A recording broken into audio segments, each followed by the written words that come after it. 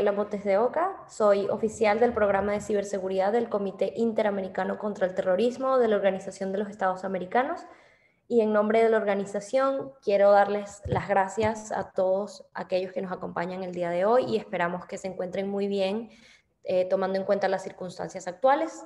El webinar del día de hoy está titulado Medidas de Seguridad Digital, Avances en América Latina y Medidas Prácticas para mantenernos seguras. Antes de comenzar, también queremos agradecer a nuestros donantes, quienes hacen posible que se haga este encuentro, especialmente al Gobierno de Canadá, y también queremos presentar y agradecer a nuestro excelente panel de expertas que nos acompañan el día de hoy y con quienes vamos a estar teniendo algunas conversaciones muy interesantes acerca de ciberseguridad y la perspectiva de género que podemos traer a colación cuando hablamos de este tipo de temas. En primer lugar, tenemos a Paz Peña. Ella es consultora en Derechos Humanos, Tecnología y Género y es co-creadora del sitio web acoso.online, una página web relacionada con la difusión no consentida de imágenes íntimas en Internet con información legal y judicial para 18 países de Iberoamérica. También nos acompaña Paloma Lara Castro. Ella es analista de políticas públicas de TEDIC, es experta en género y líder de la campaña La violencia digital es real. Y finalmente nos acompaña Amalia Toledo, quien es coordinadora de proyectos y líder de la estrategia de género de la Fundación Carisma.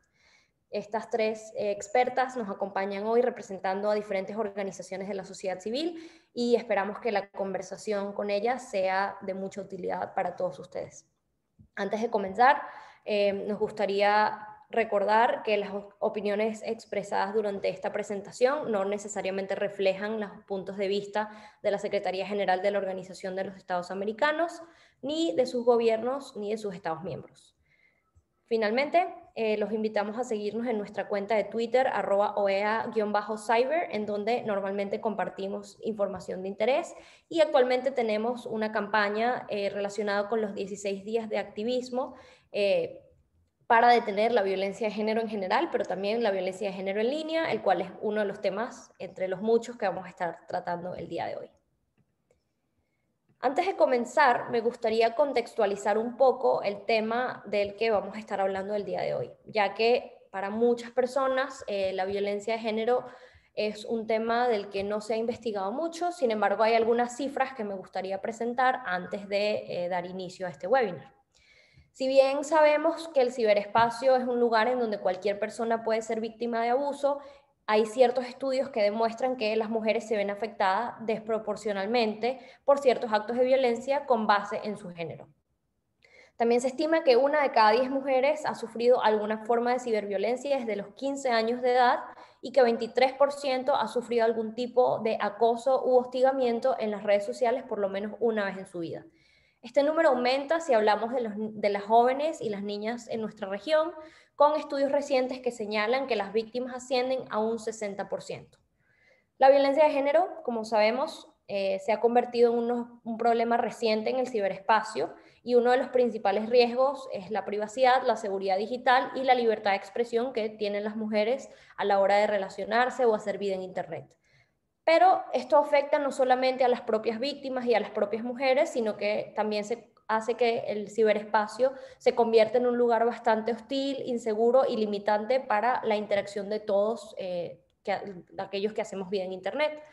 Por eso la ciberseguridad es un tema súper importante, es una herramienta indispensable para combatir la violencia de género fuera y dentro del Internet, por lo que hemos creado, como parte de una iniciativa de género que tenemos dentro del CICTE, este webinar, el cual tiene como objetivo dialogar acerca de algunas de las principales amenazas, conocer un poco más acerca de cuál es el contexto específico de nuestra región y reflexionar colectivamente acerca de cuáles son algunas medidas que podemos implementar para brindarles recomendaciones y consejos prácticos para crear espacios más seguros. Antes de comenzar con las intervenciones de nuestras expertas, me gustaría presentarles unas palabras que compartió con nosotras la secretaria de la Comisión Interamericana de Mujeres de la OEA, Alejandra Mora Mora.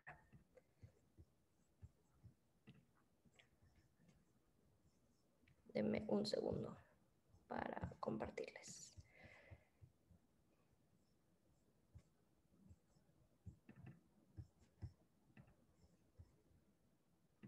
a las personas y celebro que estemos reflexionando sobre el tema de violencia de género en línea. Como saben, la violencia contra las mujeres y las niñas se ha convertido en la violación a derechos humanos más sistemática y más naturalizada en el mundo. Esta violencia ocurre en todos los ámbitos en los que nos desarrollamos: la escuela, el trabajo, el espacio de lo público, por supuesto la familia, cuando vamos a un servicio médico, se da en los medios de comunicación, en las campañas de publicidad y ahora esta nueva forma de violencia en el espacio digital.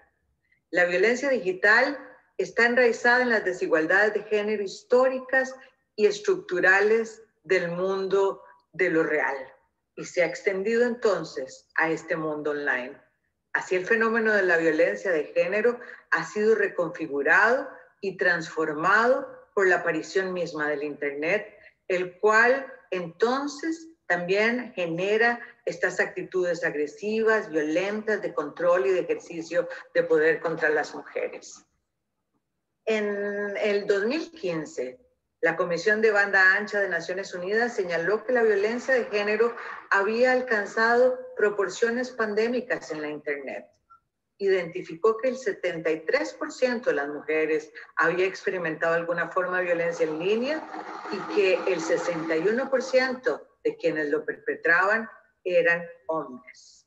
Además, se ha identificado que el 90% de las víctimas de la distribución no consensuada de imágenes íntimas son mujeres y que existen pruebas que apuntan a que las nuevas tecnologías están siendo utilizadas por grupos de crimen organizado para facilitar el tráfico de personas, lo cual constituye un nuevo modus operandi en el Internet y las víctimas de estos hechos, el 80% son mujeres. Esto lo que da cuenta es de este continuum de la violencia. Y en el 54% de los casos de ciberacoso también estuvieron precedidos por un primer encuentro fuera del mundo online, es decir, en el mundo real. Esto es muy importante porque lo que hay que entender es el impacto que está teniendo la violencia digital y cómo a nivel internacional se está convirtiendo en uno de los temas de derechos humanos de las mujeres de mayor complejidad.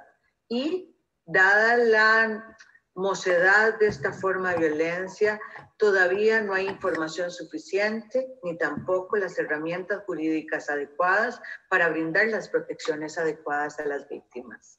Si bien esta forma de género, de violencia de género, ha sido progresivamente identificada como un tema de preocupación en distintos espacios nacionales y también en foros internacionales, lo que es cierto es que todavía las mujeres no saben reconocer cuando están en riesgo o están siendo víctimas de esta forma de violencia. Todos estos antecedentes convierten este tema un asunto de derechos humanos y que además tiene en el contexto de COVID-19 una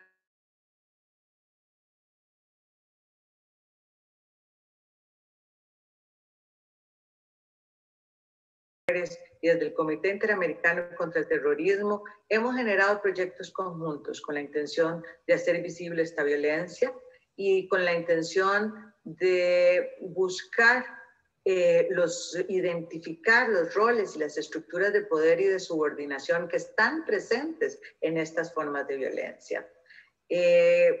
Recuperar este tema, hacer un evento el día de hoy sobre este tema, tiene que ver con esta intención de hacerlo visible, de ver las necesidades de las mujeres y de cada vez más generar las respuestas adecuadas. Les deseo entonces el mayor de los éxitos en este foro. Agradezco mucho la participación de las extraordinarias personas que nos acompañan hoy como ponentes y estoy segura que las reflexiones de hoy darán luz para seguir abriendo caminos de manera juntas, de manera en el marco de alianzas que nos permitan dar firmes pasos en el acceso de las mujeres y las niñas a una vida libre de violencia. Solo en el marco de alianzas podemos enfrentar esta nueva forma de violencia. Un abrazo y mucha suerte. Bueno, con esas palabras queremos comenzar el debate y mi primera pregunta para las tres sería, ¿qué significa hablar de ciberseguridad con una perspectiva de género? Paloma, si quieres, podemos comenzar por ti. Gracias, Gabriela. Hola a todos y todas.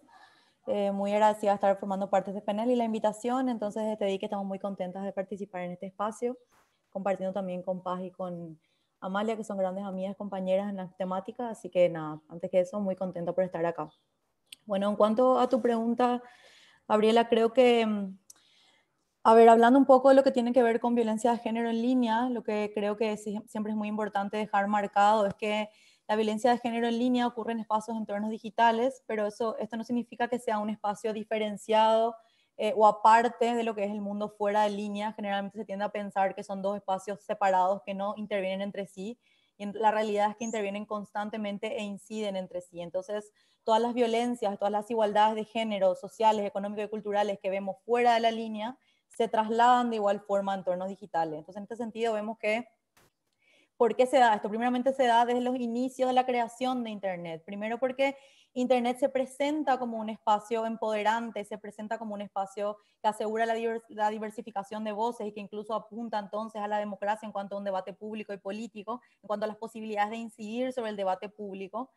Pero en realidad lo que vemos es que eso es un ideal, o sea, es un objetivo, pero no es una realidad, justamente porque desde los inicios de Internet, cuando se crea Internet, se crea sin tener en cuenta ciertas problemáticas sociales, sin tener en cuenta las asimetrías de poder, y tampoco hizo parte en su producción, en su creación, a mujeres y a personas pertenecientes a colectivos disidentes o LGTBI o personas o mentes diversas o cuerpos diversos, etcétera, que no participaron dentro de los procesos de la creación de Internet, y por tanto entonces los espacios donde nos vemos invertidas dentro de Internet son espacios donde confluyen los mismos problemas que se dan en los espacios fuera de línea. Entonces, lo que suele pasar, tomando esto como base, lo que suele pasar es que los estados cuando realizan sus planes de ciberseguridad no tienen en consideración estas distintas formas de interacción que se dan, distintas asimetrías de poder, porque lo que vemos es que la brecha digital se manifiesta en dos cuestiones muy puntuales,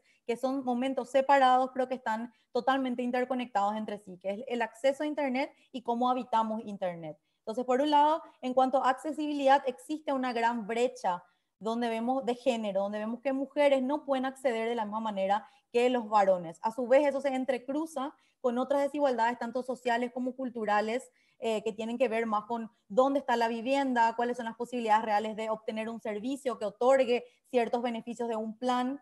Entonces, ahí vemos que generalmente, por lo menos en el caso de Paraguay, creo que eso también se refleja en otros lados, es que cuando se habla de una brecha de acceso a Internet, no se habla en términos de género, se habla solamente en términos sociales, sociopolíticos, para poder acceder, socioeconómicos, perdón, para poder acceder a un servicio, pero no se habla de cómo infiere, cuál es la diferencia cuando hablamos en términos de género, cuál es la brecha de género que afecta a estos espacios. Entonces, entonces primeramente no se toma en consideración eso para hacer un plan. Entonces, ya desde la confección misma del plan no hay una perspectiva de género que entonces implique a proteger los entornos digitales de agresiones o violencias que provengan de situaciones o de cuestiones de desigualdad de género. Entonces, ese es el primer problema. Y luego cuando estamos dentro ya del ambiente digital, tenemos que ver en cuenta cómo habitamos Internet. Y cómo habitamos Internet, muchas veces lo que hemos visto es volviendo al ideal de Internet. Si bien puede ser un espacio empoderante y si bien puede ser un espacio que aporte a justamente asegurar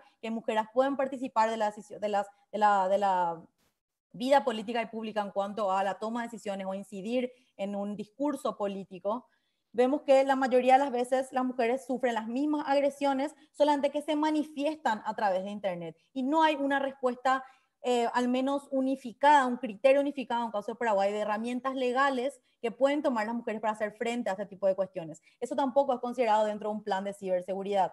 Entonces, en este sentido, dejar bien marcado que si no existe, si no sabemos desde dónde estamos parados, no podemos combatir una problemática. Y si no podemos unificar las asimetrías de poder que existen y que se manifiestan de igual manera en los entornos digitales, no se puede acceder a combatir una cuestión de brecha digital, ni mucho menos a asegurar que estemos seguras dentro de la línea. Entonces creo que voy a arrancar por ahí, luego me gustaría ahondar en cuestiones de acceso a la justicia, pero le dejo a mis compañeras para luego continuar en la próxima pregunta. Gracias. Sí, perfecto. Gracias, Paloma.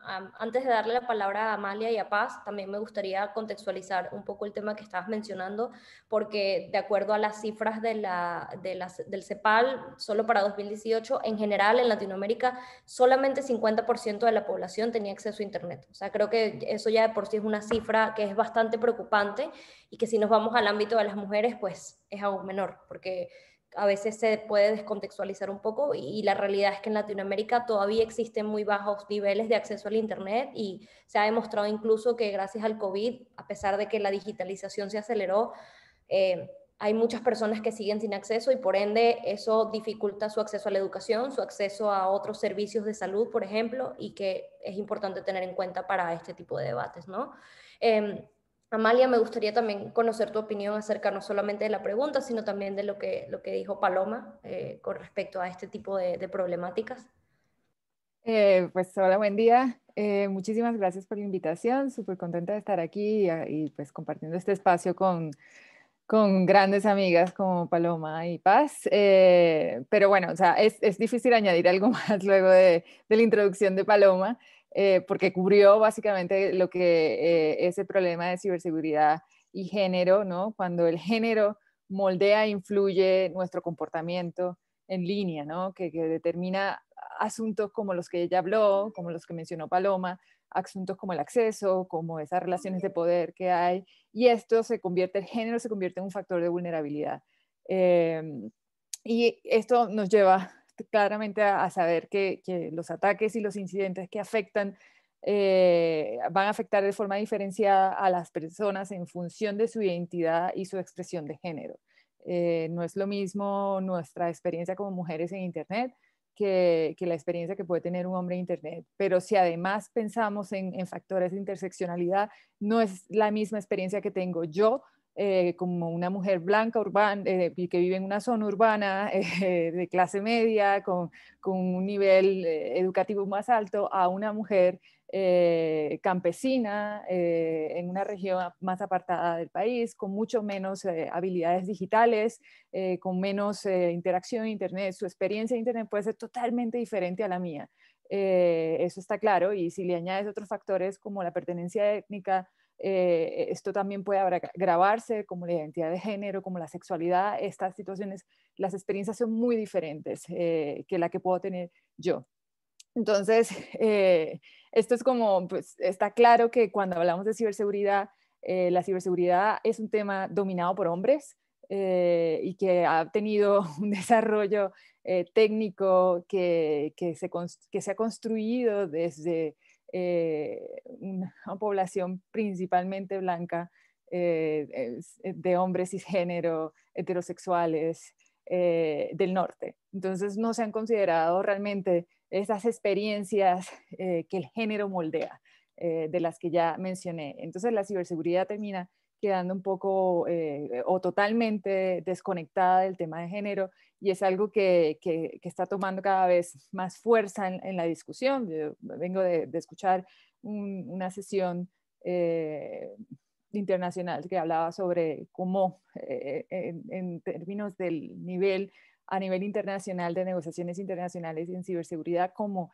es tan necesaria traer este componente de género y qué es más importante, si la representación de las mujeres o las capacitaciones de género para que se entienda, ¿no? Y pues ahí puede haber toda una discusión sobre el tema de que si con solo una representación mayor de mujeres o personas con diversidad de identidad y sexualidad diversa, ya resolvemos el problema, o si hay que ahondar un poquito más en profundizar un poco más en que con eso no basta, con que basta también cambiar la mentalidad y la cultura, y para eso se necesita hablar de estos temas continuamente, hacer capacitaciones y demás. Lo mismo que sucede un poco en Paraguay, sucede acá en Colombia. Las políticas de ciberseguridad no han tenido en consideración el género, y cuando lo tienen desde una perspectiva muy paternalista de vamos a ayudar a las mujeres. Cuando lo incluyen, y es como de esto no se trata cuando hablamos de incluir una perspectiva de género.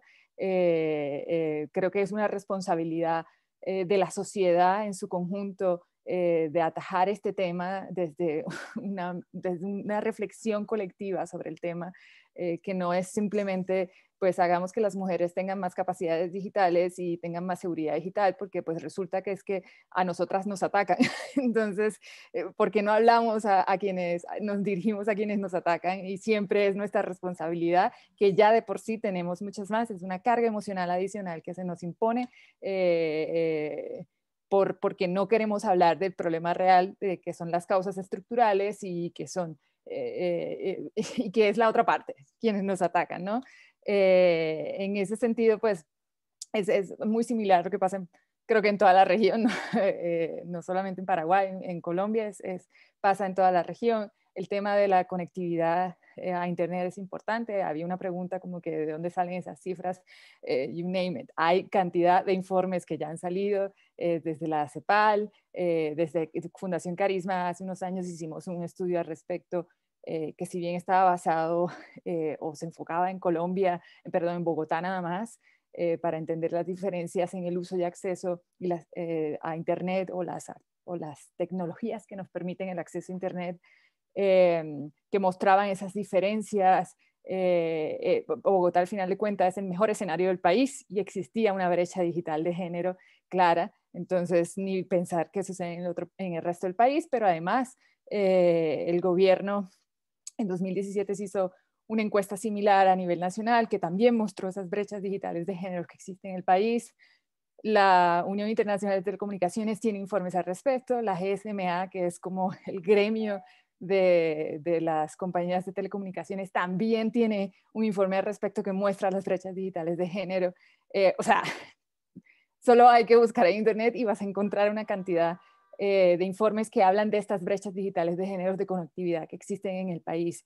Y pues respondiendo a otra pregunta que había, que creo que ayuda a contextualizar un poco lo que dijo Paloma, de que las mujeres no han sido tenidas en cuenta en el desarrollo de Internet, pues es esto que hablaba también, que se traslada a todo el desarrollo de Internet, no solo a la ciberseguridad. ¿Quiénes desarrollaron Internet, no? Se habla de los padres de Internet, no se habla de las madres de Internet, porque no hay mujeres involucradas ahí, o prácticamente no hay, o no hay un reconocimiento del aporte de las mujeres en estos desarrollos tecnológicos, ¿no? Entonces también de esto nos referimos, ¿no? Son desarrollos, es un mundo dominado por hombres, uno ve la evolución que ha tenido el tema de las tecnologías, las carreras relacionadas con tecnologías de la información y demás, y con informática, que a principios en los 40, 50, 60 quizás, era un tema considerado como administrativo, secretarial, allá se veían mujeres. Una vez cambió la perspectiva de que, espérate, esto es un desarrollo importante, así duro, fuerte, entonces esto ya no pueden hacerlo las mujeres, y empiezas a ver los cambios en las facultades de computación, de informática, todas cambian y empieza a haber unos porcentajes altísimos de hombres en esos sectores, y así siguen hasta el día de hoy, que pues supongo que por no hablarlo todo, Paz quizás tenga ganas de mencionar esos cambios, qué otros factores influyen en que no haya mayor representación de mujeres o de personas con identidad y sexualidad diversa en este campo. Muchas gracias, Amalia, y creo que por el interés que hemos visto también en los comentarios, creo que luego de esto vamos a compartir un poco estos informes que tú mencionaste, que me parece que pueden ser bastante útiles en nuestro Twitter para quien los quiera consultar, y la información, como tú dices, hay muchísima y la vamos a hacer accesible para que todos puedan informarse más acerca de este tema. Paz, te quiero dar la palabra a ti para que comentes un poco de lo que han dicho tus compañeras y también de la pregunta de, bueno, cómo abordar y cómo podemos tener esas medidas de seguridad digital con una perspectiva de género, también un poco explicando cuáles son esos problemas que sufren las mujeres en Internet, que pueden que para todos tal vez no sean visibles y que tal vez no entiendan por qué hablamos de violencia de género en línea y no simplemente violencia en línea en general. Muchas gracias, Gabriela. Muchísimas gracias también por la invitación. Un honor, como siempre, estar compartiendo con mis colegas con tanta experiencia, ¿no? Con estudios, con evidencia, trabajando en sus países y en la región. Yo solo agregar, ¿no? Para complementar todo lo que ha dicho Paloma y Amalia, en lo que estoy muy de acuerdo, digamos, es que creo que así hubiésemos pensado este webinar hace 5 años, quizá hubiese sido imposible hacerlo, porque el tema del género y la interseccionalidad del análisis en los riesgos sobre la ciberseguridad era una cuestión que recién la estábamos empujando mucha gente, digamos, ¿no? Y básicamente por esta idea, ¿no? De entender la ciberseguridad mucho más allá de la infraestructura, ¿no? Que era como esa corriente dominante en cómo pensar la ciberseguridad, sobre todo desde los estados, ¿no? Cómo protejo mi infraestructura cuando se sufren ataques, ¿no? Pero yo creo que la evolución, digamos, de este pensamiento, y sobre todo ayudado por la masividad de la digitalización, aunque todavía no es suficiente, digamos, pero hay una importante masa crítica que con la masividad de la digitalización empezó a empujar a comprender el concepto de la ciberseguridad mucho más allá de la infraestructura y empezar a pensar en la idea de la ciberseguridad humana, ¿no? Porque detrás de la infraestructura hay humanos, ¿no? Que están usando estas infraestructuras y que se ven afectados de distintas formas. Yo creo que ahí es importante, sobre todo, el enfoque interseccional, que es un enfoque que nace justamente desde la perspectiva de género, ¿no? Cuando las personas dicen, bueno, el género es importante, la diferenciación de los ataques, cómo afectan a mujeres y hombres es distinta, y a distintas minorías sexuales, pero también hay otras cuestiones que hay que considerar interseccionalmente, ¿no? Por ejemplo, la clase social, como decía Amalia, ¿no? ¿Dónde estás? Si estás en la ciudad o si estás en el campo, es distinto, ¿no? Y así bueno, tu raza, por supuesto, en fin, hay una serie de otros factores que hay que considerar al empezar a pensar en cómo afecta un ataque de ciberseguridad, ¿no? Y ese es el enfoque interseccional, y yo creo que hace que efectivamente la ciberseguridad sea mucho más fina, digamos, ¿no? Y sea mucho, creo yo, mucho más eficiente a la hora no solamente de hacer un análisis de riesgo, sino también al tomar medidas con respecto a la ciberseguridad, ¿no? Y yo creo que por eso te decía, Gabriela, estoy muy contenta de este webinar, porque, insisto, ¿no? Hace 5 años nos hubiesen mirado como locas, ¿no? Como, mira, sí, pero no le veo, la ciberseguridad es una cuestión militar, es una cuestión de infraestructura, ¿no? ¿Qué tiene que ver el género? Yo creo que ya esa visión tan purista está siendo un poco desplazada justamente con la idea de la ciberseguridad humana y sobre la perspectiva interseccional, ¿no? Y aun cuando, ¿no? La infraestructura sigue siendo súper importante en la ciberseguridad, lo importante además es también tener un análisis de cómo un ataque a la infraestructura puede afectar diferenciadamente a las personas, ¿no? Si hay una filtración de datos personales, por ejemplo, de tu sistema de salud, va a afectar diferentemente a las personas, digamos, ¿no? Imagínate una persona LGBTQ que se le filtran los datos de VIH, por ejemplo, ¿no? El efecto que va a tener en la vida de esa persona es distinto a otro tipo, ¿no? de filtración de datos, ¿no? Entonces, por eso yo creo que es súper importante esta perspectiva interseccional, y por eso es súper importante que el género haya, digamos, en cierto sentido, reclamado espacio en la ciberseguridad, porque hace que la ciberseguridad tenga mucho más sentido, no solamente para las mujeres, ¿no? Y yo creo que esto es súper importante dejarlo claro, ¿no? Una perspectiva de género y una perspectiva interseccional es una perspectiva que va a mejorar la ciberseguridad completamente, ¿no? Desde la infraestructura, etcétera, etcétera. Entonces yo creo que eso como primera cosa. Y lo segundo, respondiendo un poco a tu pregunta, Gabriela, yo creo que hay varias capas, ¿no? Para pensar en cuáles son los ataques los distintos ataques que hay por razón de género en términos del el mundo online, ¿no? Y creo que uno de los primeros trabajos que se hizo, yo creo, particularmente en la región, y ojo que la región ha sido muy líder mundialmente con respecto a la violencia de género online, ¿no? Ha sido justamente empezar a pensar cuáles son esos ataques y ponerles como una definición en el fondo, ¿no?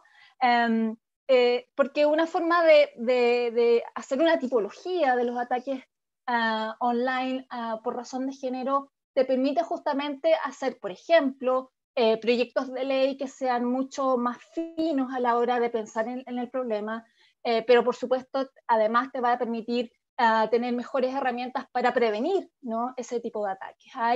Yo creo que, no sé si mis compañeras Paloma, Amalia, lo reconocen así, pero a mí me parece muy interesante la tipología que hizo Luchadoras, APC y SocialTIC hace 3 años, sobre los tipos de ataques de violencia de género online, ¿no? Y entonces me parece que encontraron 13 tipos de ataques, entre ellos, por supuesto, los más clásicos, que son, por ejemplo, la difusión no consentida de imágenes íntimas,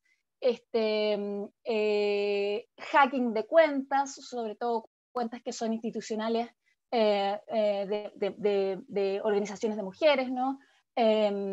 Acoso, ¿no? El clásico acoso. Y todos estos tipos de ataques, además, siempre pensándolos en que afectan diferente, ¿no? De nuevo, a la gente. Y creo que ahí hay otra cuestión muy interesante, que es que esos tipos de ataques, hay mujeres y personas que están más expuestas. Y acá yo creo que Amalia, sobre todo, porque Carisma ha hecho un trabajo enorme con respecto a esto, y creo que ha sido además un trabajo de punta, digamos, en el mundo, con respecto a cómo, por ejemplo, son mucho más fuertes los ataques cuando las mujeres son periodistas y tienen un papel en la opinión pública, o el ataque, ¿no es cierto?, que le ocurre a las mujeres cuando son políticas, ¿no? Cuando tienen, de nuevo, ¿no?, todas estas personas que tienen una connotación pública, que tienen una voz pública, ¿no? Además tienen una diversidad de ataques. Creo también que es importante decir que este tipo de ataques, que insisto, se pueden encontrar en las tipologías en distintas formas, ¿no? Hay una tipología bien interesante también que está en el informe de la relatora de la ONU contra la violencia de las mujeres y las niñas, que hizo hace un par de años atrás un informe especial sobre violencia de género online, que ensaya también una suerte de tipología, pero ella dice muy claro, ¿no? Esta tipología, la ensayo, es simplemente una suerte como de introducción, pero dice, ojo, no nos quedemos solamente en la tipología, porque como va cambiando la tecnología, van cambiando los ataques también, ¿no? Y eso es lo interesante también, creo yo, y para esto voy a terminar con respecto a la violencia de género online. La violencia de género online es efectivamente, es un continuo, ¿no? La que vives fuera, offline, digamos, la vas a vivir online. Pero la gracia también de que sea a través de una plataforma digital es que muchos de esos ataques son nuevos, ¿no? O sea, el hacking, digamos, es una cuestión que vas a ver solamente online, digamos, el hacking de cuentas, etcétera, a través de ataques de phishing, etcétera, pero además son ataques que, porque son digitales, tienen un efecto mucho más devastador para las personas, ¿no? Por ejemplo, en el caso de la difusión no consentida de imágenes íntimas, siempre ha existido la difusión de imágenes íntimas, ¿no? Antes ocurría cuando tú ibas a revelar una foto, digamos, y qué sé yo, la persona que le entregabas tú el rollo para revelar fotos, yo sé que ustedes son muy jóvenes, no se acuerdan, uno que es más vieja sí se acuerda, podía tener acceso, ¿no?, a esas imágenes íntimas, y bueno, se lo podía mostrar al vecino, qué sé yo, al colega, etcétera, etcétera, pero más o menos tú podías hacer un rastreo muy fácil de quién iba a tener acceso a esa foto no consentida. En el caso online, el ataque es mucho más certero y mucho más masivo y mucho más difícil de rastrear. Si a ti difunden no consentidamente una imagen íntima, rastrearla, ¿no? Es muy difícil, porque tú la puedes bajar, pero no tienes ningún control de quién pudo haber tomado un pantallazo, quién pudo haber bajado esa foto, etcétera, etcétera. Entonces, de nuevo, ¿no? Los ataques además online o bajo la plataforma digital tienen este punto además, ¿no? Que van cambiando con el tiempo, porque las tecnologías van cambiando, pero además tienen este componente, ¿no? De que hacen que los ataques sean mucho más difíciles de traquear en comparación con la cuestión offline. Yo voy a dejar hasta aquí para seguir conversando. Gracias. Gracias a las tres. Me parece que tenemos unas perspectivas súper interesantes y también hay un debate que está ocurriendo ahora en el chat que me parece que es bueno abordar porque si bien como dices tú, Paz, esto hace 5 años hubiera sido impensable, pues también hay una tarea muy grande de tratar de educar y tener este tipo de conversaciones sobre estos temas porque si bien la ciberseguridad es de suma importancia para todos, creo que hay una razón fundamental por la cual estamos teniendo webinars y conversaciones y la campaña como la que hemos tenido desde la OEA y también desde sus organizaciones como para educar un poco más de este tema porque los efectos son diferentes, no significa que sean menos o más importantes, pero son diferentes y son unas perspectivas que hay que considerar. En este sentido, queremos en este momento tener un poco la perspectiva de las personas que nos acompañan hoy y hemos preparado una pequeña encuesta que queremos lanzar en este momento como para también tomar en cuenta cuáles son las opiniones o cuáles han sido las experiencias particulares de los asistentes el día de hoy. Entonces, Mari, cuando puedas, lanzamos la encuesta y queremos saber qué opinan las personas que nos acompañan hoy.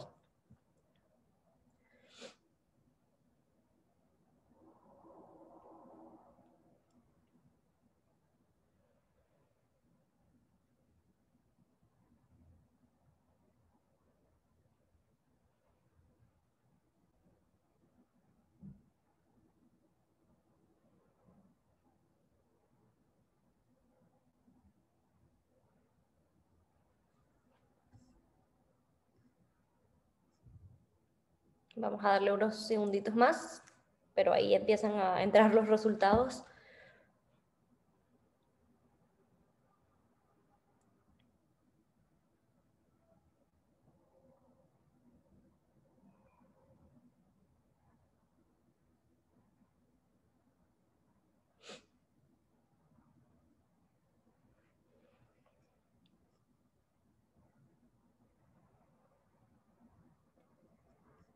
Bueno, acá tenemos los resultados y el 68% de las personas que respondieron la encuesta dicen que ellos o alguien que conocen ha sido víctima de algún tipo de violencia en línea. También 52% dice que ha sido víctima del caso particular de la distribución no consensuada de imágenes íntimas, que era algo que estabas mencionando tú, Paz. Y el punto que me parece más importante y como a considerar y que me gustaría que habláramos es también el miedo de dejar de hacer algo en línea. Por ejemplo, dejar de opinar su opinión en redes sociales o publicar fotos con el riesgo de recibir acoso. Entonces, quisiera saber un poco qué opinan acerca de estos resultados y también cuáles son algunas medidas que no solamente como mujeres, sino en general podemos tener para crear un ciberespacio más seguro, porque me gustaría rescatar también el punto que mencionó Amalia, de que normalmente a las mujeres es a las que le dejan un poco la responsabilidad de tomar las acciones y cómo protegerse y ser un poco más preventivas, pero creo que esto al final el ciberespacio es de todos y de todas. Entonces, ¿qué opinan? ¿Qué podemos hablar en cuanto a acciones concretas para evitar este tipo de censura? Que al final del día es una censura que además tiene que ver mucho con derechos humanos fuera y dentro del Internet. Amalia, no sé si quieres decir algo y luego Paloma. Bueno, los resultados que salieron de esta pequeña encuesta creo que es como lo que vemos nosotras que trabajamos este tema todo el tiempo.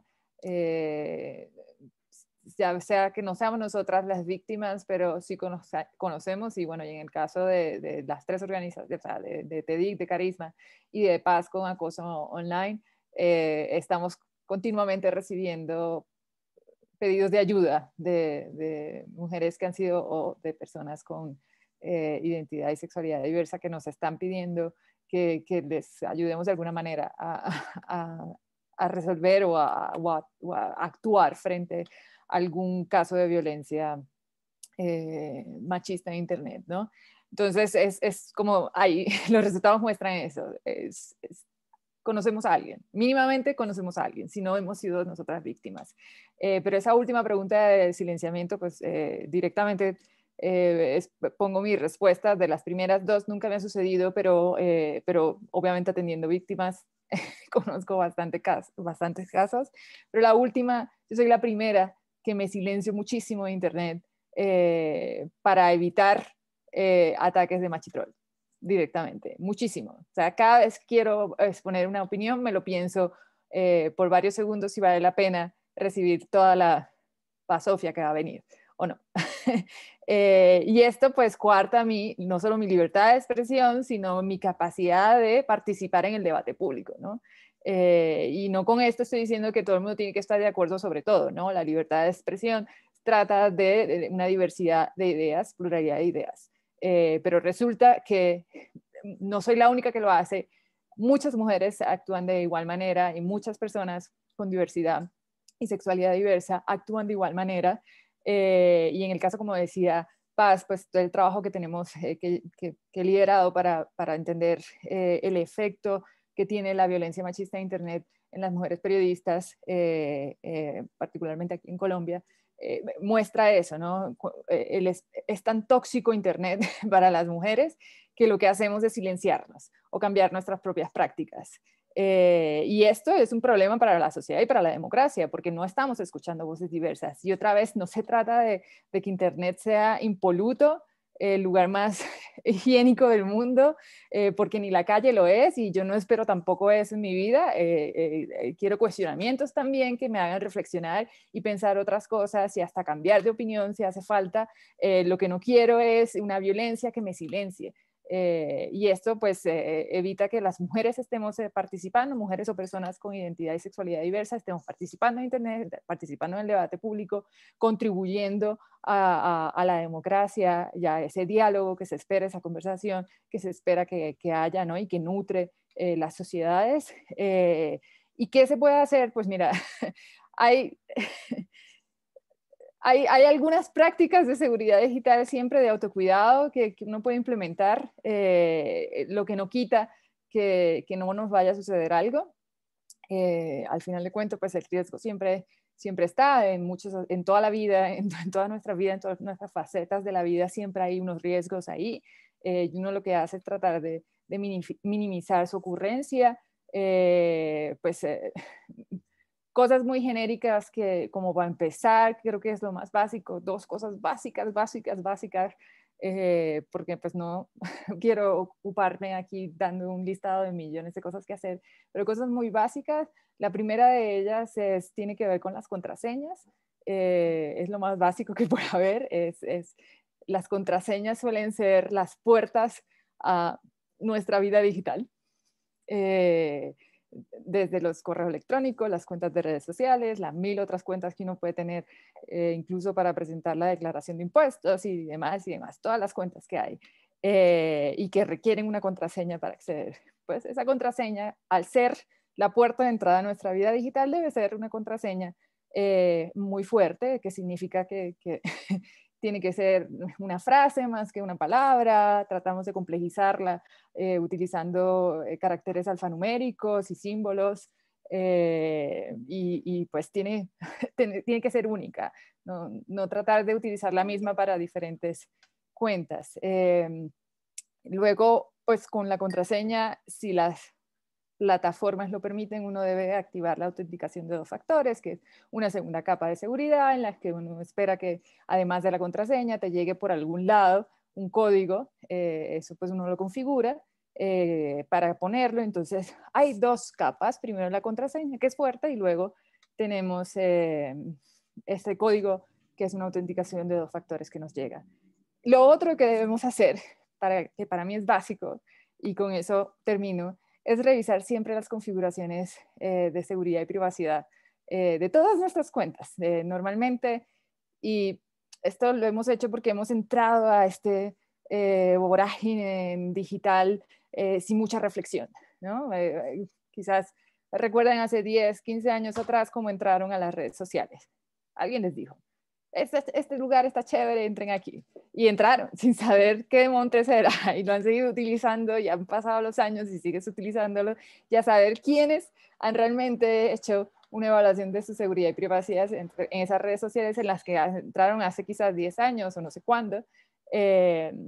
Y esto, pues, uno entra a esa vorágine sin plantearse esto. Y claro, las plataformas no nos los hacen fáciles. Primero, te le presentan un listado de cosas así interminables, sus políticas para leer, y es como, eso nadie lo lee, porque eso no es de humanos leer esas políticas que tienes que aceptar cuando entras. Y tampoco ayudan cuando son plataformas que tienen modelos de negocios, muchas de ellas, particularmente hablando de redes sociales, son modelos de negocios que se basan en la atención, que se basan en la recogida de datos, por lo tanto prefieren que todas o que la mayoría de sus configuraciones sean abiertas en principio, cuando pues yo quisiera que todo fuese cerrado y yo decido qué es lo que quiero compartir o no, así yo tengo mucho más control, aunque ahora digan que tenemos control, realmente es pura narrativa y propaganda de las redes sociales, tenemos muy poco control de esos datos porque todos los datos los recogen porque es su modelo de negocio, y aunque no se compartan públicamente, están ahí disponibles y ante una vulnerabilidad, un ataque, un incidente, quedan expuestos. O pueden quedar expuestos y pueden venderse en mercados negros, etcétera, etcétera, etcétera.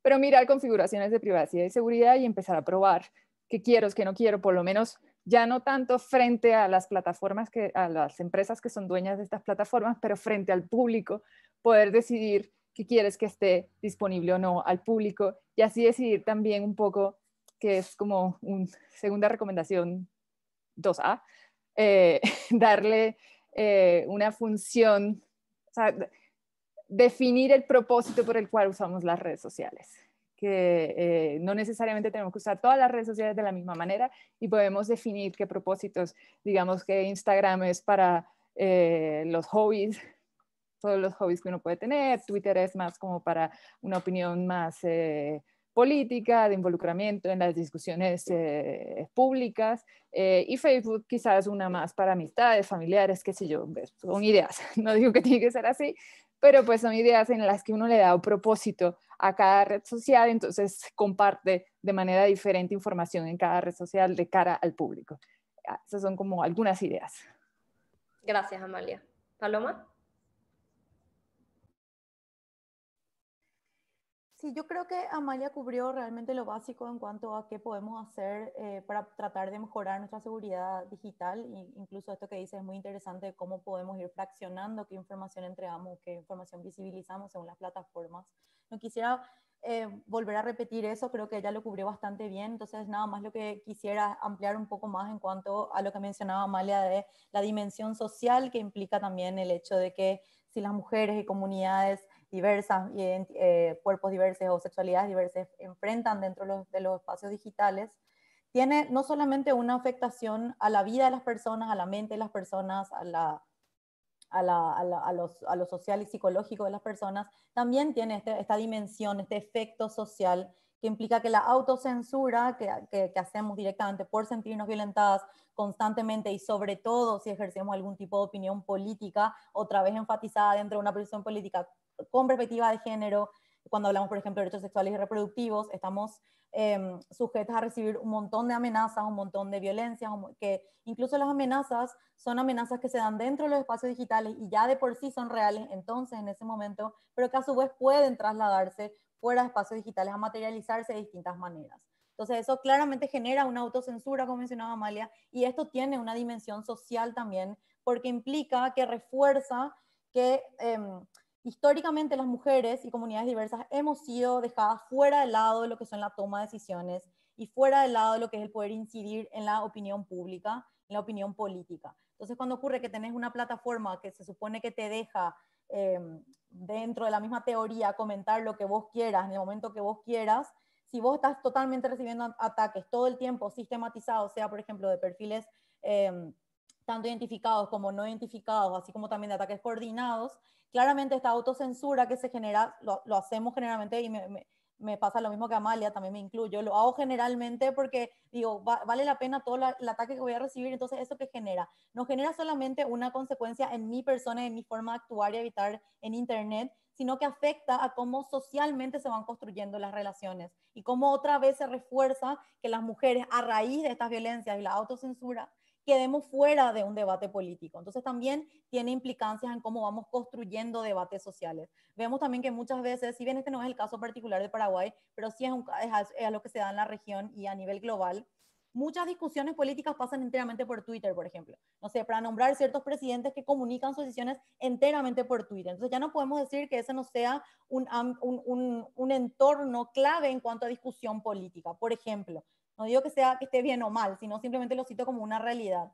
Entonces, claramente si las mujeres no podemos participar de estos espacios, automáticamente somos dejadas de lado de lo que es la discusión política social. Entonces, evidentemente tampoco podemos incidir. Entonces, eso claramente tiene un efecto en cuanto hablamos en términos de democracia y de participación en la vida pública, ¿no? Entonces, bueno, dejando un poco eso, también me gustaría mencionar que, como dice Amalia, si bien podemos tomar ciertas precauciones dentro de la red, como lo que mencionaba las contraseñas, que podemos tener un gestor de contraseñas también, para poder tener diferentes contraseñas y así. Hay que pensar también que como estamos hablando de derechos humanos, no está en nuestra responsabilidad mantener nuestra seguridad dentro de la línea.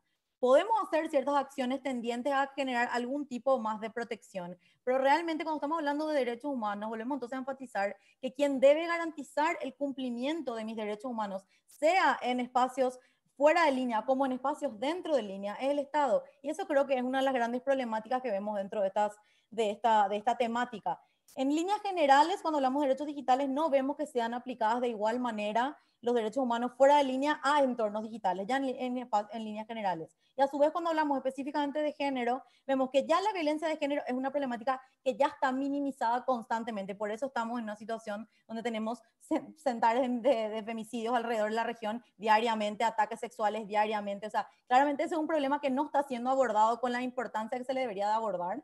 Entonces, ya la problemática de violencia de género se encuentra minimizada. Entonces, cuando otra vez lo trasladamos a espacios digitales, lo que suele ocurrir es que se invisibiliza aún más y lo que está invisibilizado automáticamente está desprotegido. Entonces, creo que lo importante también es señalar que así como los estados deben de garantizar mi seguridad en la calle, también deben de garantizar mi seguridad en un entorno digital. Así como yo a la calle puedo decir, bueno, tomar ciertas medidas como caminar donde haya luz, si tengo la posibilidad, porque hay veces que ni siquiera tengo la posibilidad de pasar por un lugar donde haya luz y tampoco me garantiza nada, pero puedo hacerlo, o puedo avisarle a mis amigas, estoy saliendo a un lugar y llego a otro, pero eso, no que yo haga o deje de hacer, no es mi responsabilidad en cuanto a lo que me pasa en la calle. Lo mismo pasa en entornos digitales. Entonces, yo puedo tener cierta que otra precaución, pero la responsabilidad debe necesariamente caer sobre el Estado. Y esto implica en cómo hacemos la construcción de la norma en cuanto a cómo incluimos todas estas cuestiones entornos, que se dan en entornos digitales a la norma ya existente o a creación de nuevas normas para poder aplicar una normativa internacional ya aplicada a este caso, y también en cómo ya teniendo esa norma se aplica luego la norma en espacios digitales. Entonces creo que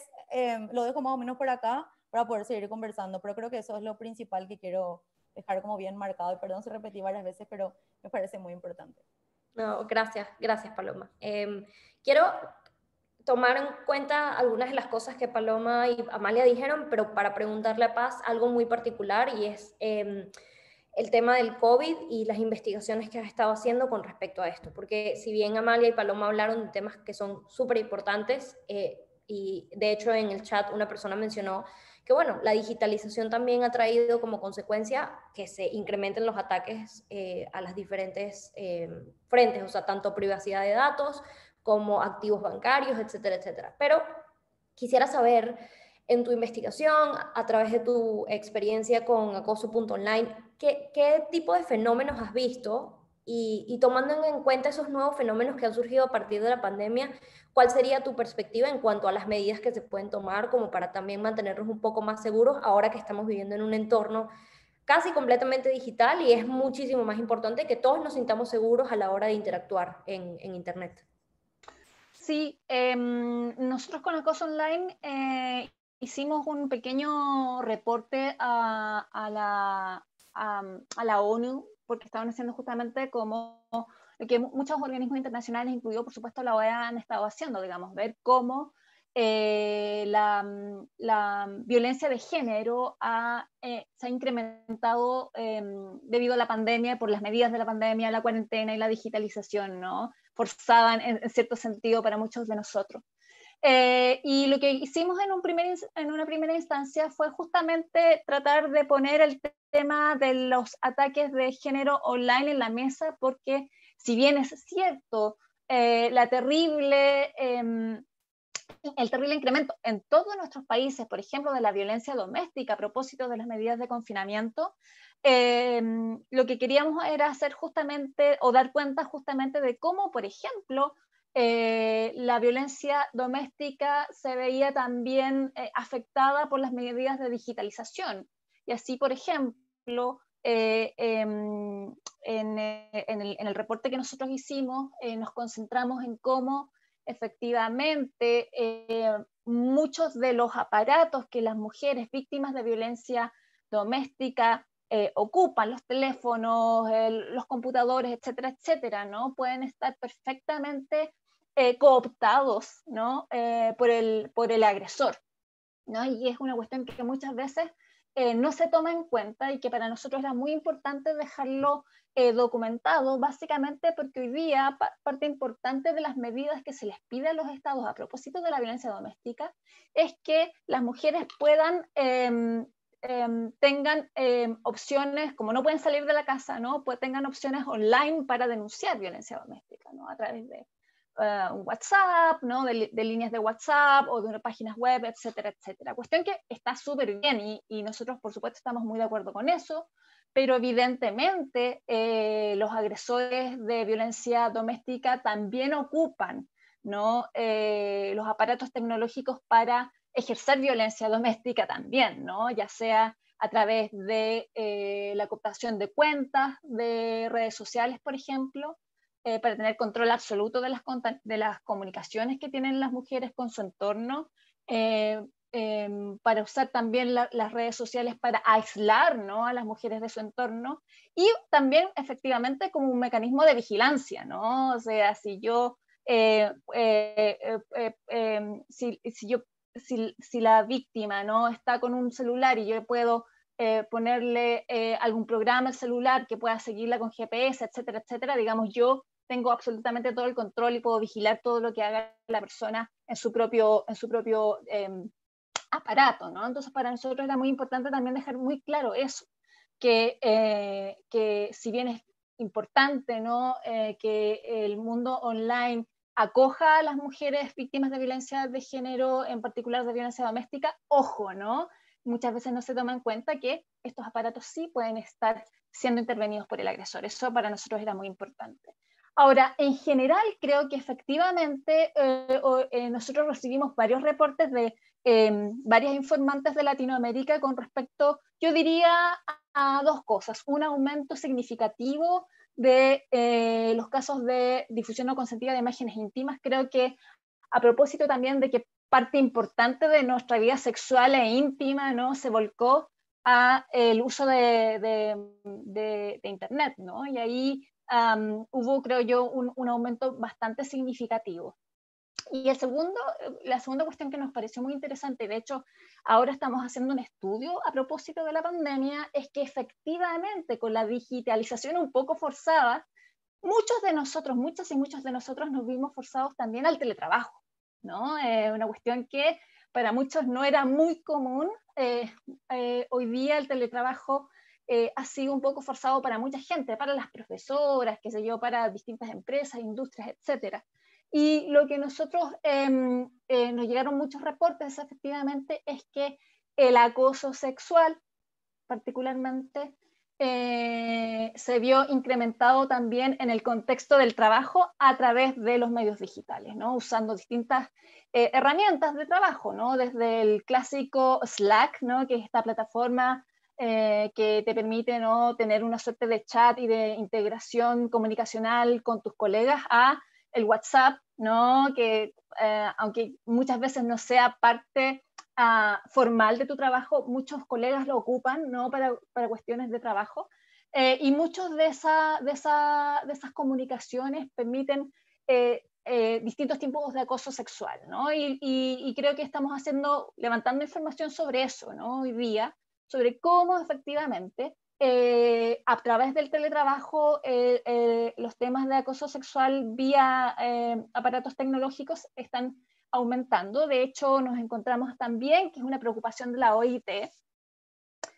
La OIT sacó un convenio en 2019 sobre la violencia y el acoso en el mundo del trabajo, y ahí la misma OIT, el 2019, ya reconocía que la tecnología era un aspecto preocupante, y efectivamente lo que nosotros queremos también hacer a través de este trabajo, que lo vamos a publicar a principios del 2021, que ya es como mañana, digamos, es básicamente cuáles son los retos del mundo del teletrabajo, porque la pandemia puede pasar, pero la digitalización va a seguir, ¿no? Y una de las cosas que nosotros queremos ver efectivamente es cómo podemos prevenir, no solamente actuar como tardíamente, ¿no? Sino cómo nosotros podemos prevenir los temas de acoso sexual a través de el teletrabajo, ¿no? Y en este sentido, Gabriela, quisiera decir, estoy súper de acuerdo con lo que dijo Amalia y Paloma, ¿no? O sea, sobre todo en la responsabilidad del Estado.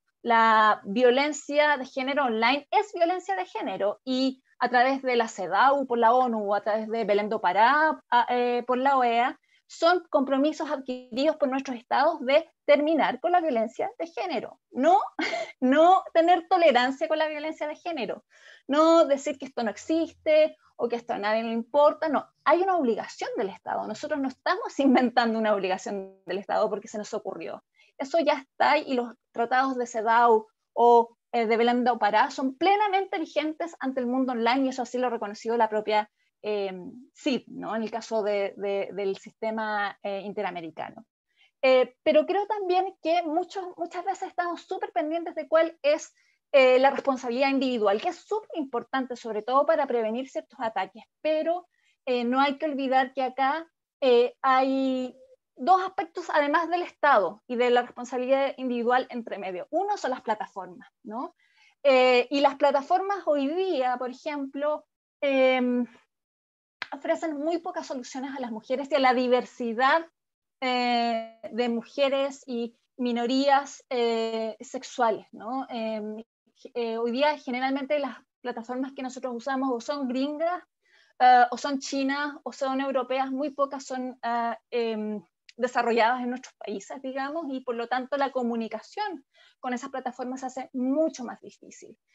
Por lo demás, hay muchas plataformas que, en el caso de las redes sociales, por ejemplo, lo que hacen es ganar dinero a través de la interacción, y muchas veces esa interacción se gana a través del odio, ¿no? Y a través de la misoginia y a través de los ataques, ¿no? Entonces, creo que aquí el problema es tan complejo que las plataformas es un problema aún más complejo, ¿no?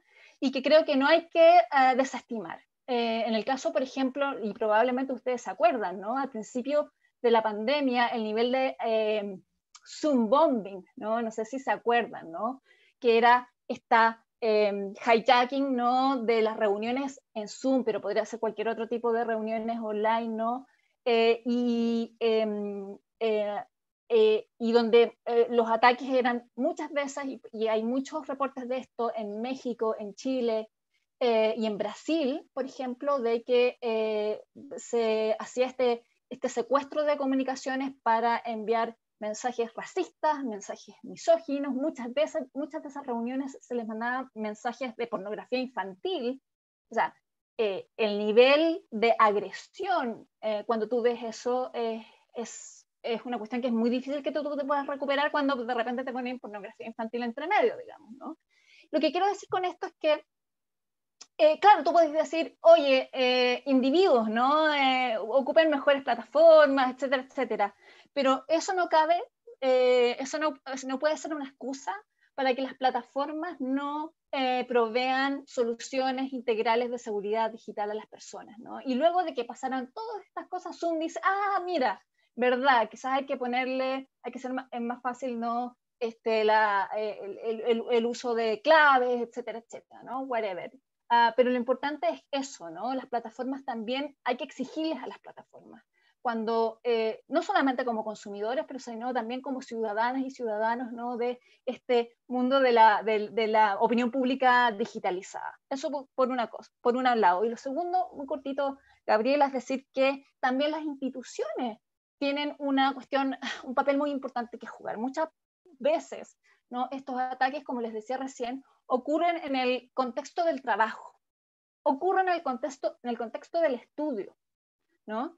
Entonces, ¿qué vamos a hacer? Las universidades, ¿no? Los liceos, los lugares de trabajo, ¿no podrían también ellos tener una responsabilidad con respecto a la violencia de género, o vamos a esperar que el Estado o las plataformas hagan todo? Yo tengo la seguridad que parte importante justamente de la prevención y del cambio cultural vienen de nuestras instituciones y de nuestras comunidades más próximas. Por lo tanto, en este sentido, creo que, por ejemplo, en el caso de las universidades, en el caso de las instituciones, no tienen que empezar a avanzar con capacitaciones de prevención, capacitaciones de seguridad digital también, ¿por qué no? Hacer códigos de denuncia, ¿no? De códigos de comportamiento y denuncia. Bueno, ¿qué pasa si te pasa un caso de violencia de género en el contexto de un colega, en el contexto de un compañero de estudio? ¿Qué haces? El polvo debajo de la alfombra, o efectivamente tomas una responsabilidad como institución con respecto a la violencia de género. Creo que eso es súper importante también, y muchas veces olvidamos esa responsabilidad de nosotras como comunidades en la prevención de la violencia de género en general y particularmente a través de los medios online. Gracias, Paz. Yo creo que a partir de tu discurso me gustaría rescatar un lema que normalmente decimos en la OEA cuando tenemos eventos de ciberseguridad, y es que al final la ciberseguridad es una responsabilidad compartida. Como tú bien dices y como dijeron anteriormente, creo que el tema de la ciberviolencia en línea es súper complejo, pero al mismo tiempo requiere que todos nos hagamos este tipo de preguntas y que también propiciemos estas conversaciones como para conversar y comenzar a tener estas perspectivas en cuenta. Creo que una de las preguntas que se repetía mucho en el chat es, bueno, ¿por qué esto está por encima de la violencia? Tal vez tomando en cuenta lo que ustedes dijeron, creo que el tema central acá no es qué es más importante que otra cosa, pero qué tanto le estamos dando cabida en el espacio y en el debate público a la hora de generar políticas de ciberseguridad e incluso políticas de seguridad y derechos humanos, ¿no?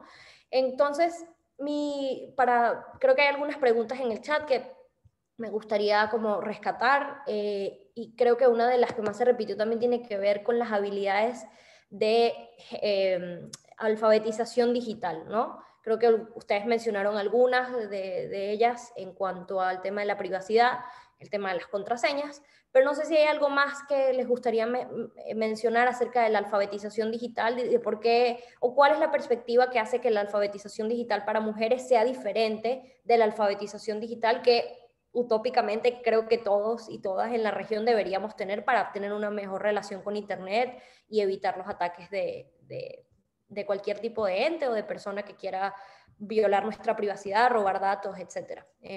Y antes de eso, quería mencionar que justo una persona aquí dentro del chat está presente hoy y está hablando un poco de la ley que se ha impulsado recientemente en México, llamada Olimpia, que toma en cuenta la denuncia de datos digitales y que recientemente fue aprobada a nivel federal. Entonces, dentro de la región, sí me gustaría destacar que han habido ciertos avances en cuanto a la legislatura y que esperemos que estos sean no solamente un caso al azar, sino la norma en años por venir.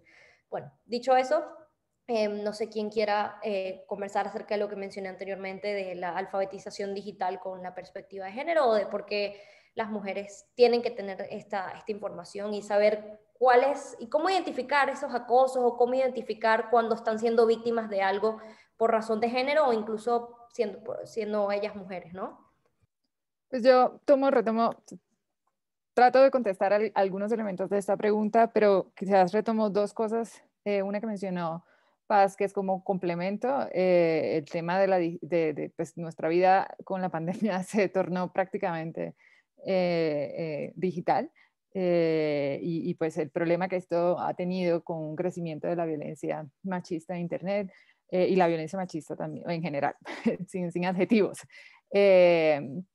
Que ha habido, ¿no? Por estar encerrados con los agresores y por el control que los agresores ejercen sobre nuestra vida, sobre nuestros dispositivos y demás. Pero además es que una situación como la que hemos estado viviendo este año, la pandemia, todos los estudios muestran que este tipo de crisis afectan aún más en términos de empleo a las mujeres, ¿no? O sea, han sido las mujeres las que han perdido el empleo, más empleo que los hombres, etcétera, etcétera, distinto cuando estamos ante una crisis financiera, que los estudios muestran que afecta más a los hombres que a las mujeres. Y esto entonces nos lleva a que las mujeres han perdido también independencia económica. Y están mucho más dependientes de un hombre seguramente, y esto también incide en la imposibilidad de poder hacer denuncias sobre la violencia machista que están sufriendo, ¿no? Si se piensa en Colombia, o sea, una mujer sin independencia económica no puede ni siquiera salir a caminar y comprar 2 minutos de datos para poder hacer una llamada y denunciar, o para poder utilizar los medios digitales de denuncia, ¿no? Esto incide aún más, ¿no? Y pues es interesante lo que hicieron en algunos países, pues se me viene a la mente España, donde pues utilizaban palabras claves para que pudieses decirlas en estas salidas que pues que son habituales, que sí se tienen, como pues el supermercado, la farmacia, etcétera, etcétera, ¿no?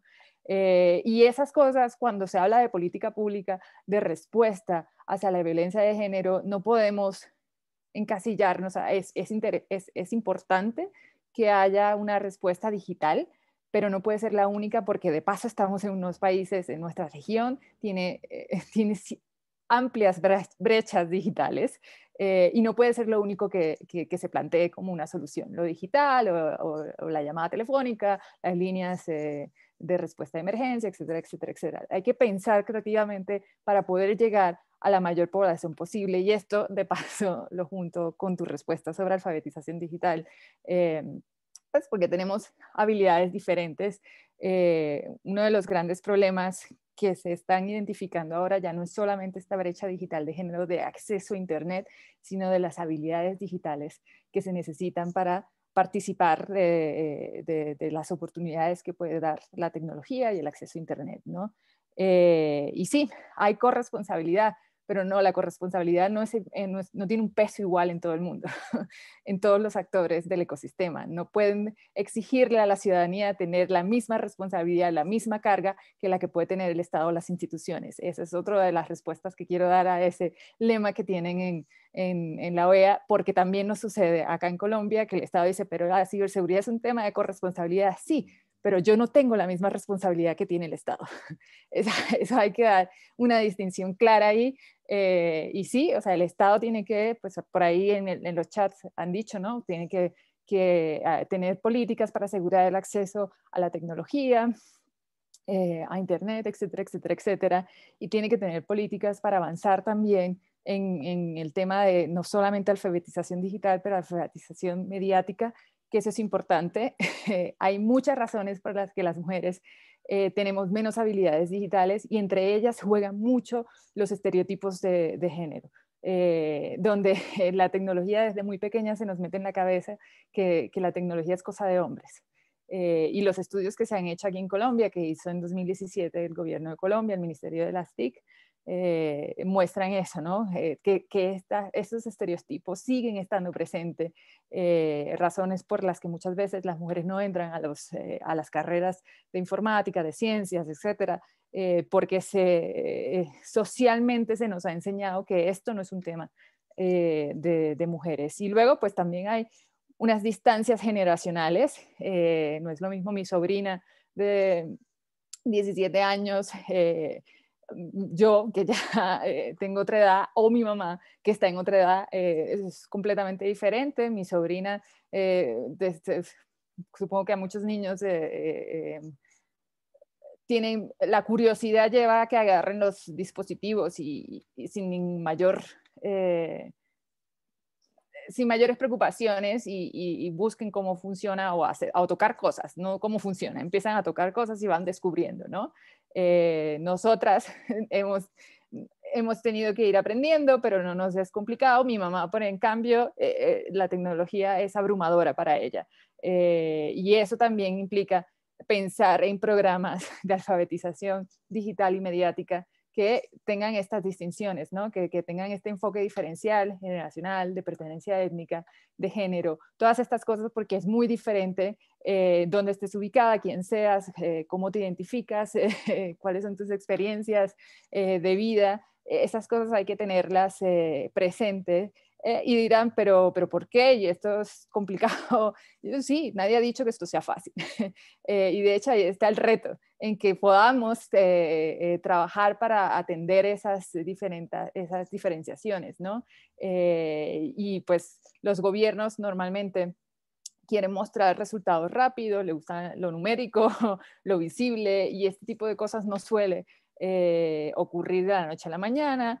No basta con un indicador numérico o cuantitativo, hay que pensar más allá, y eso no es algo que a los gobiernos, sobre todo a nuestros gobiernos, les guste hacer mucho, pero pues como que ideas generales que quería dejar planteadas para no agotar el tema.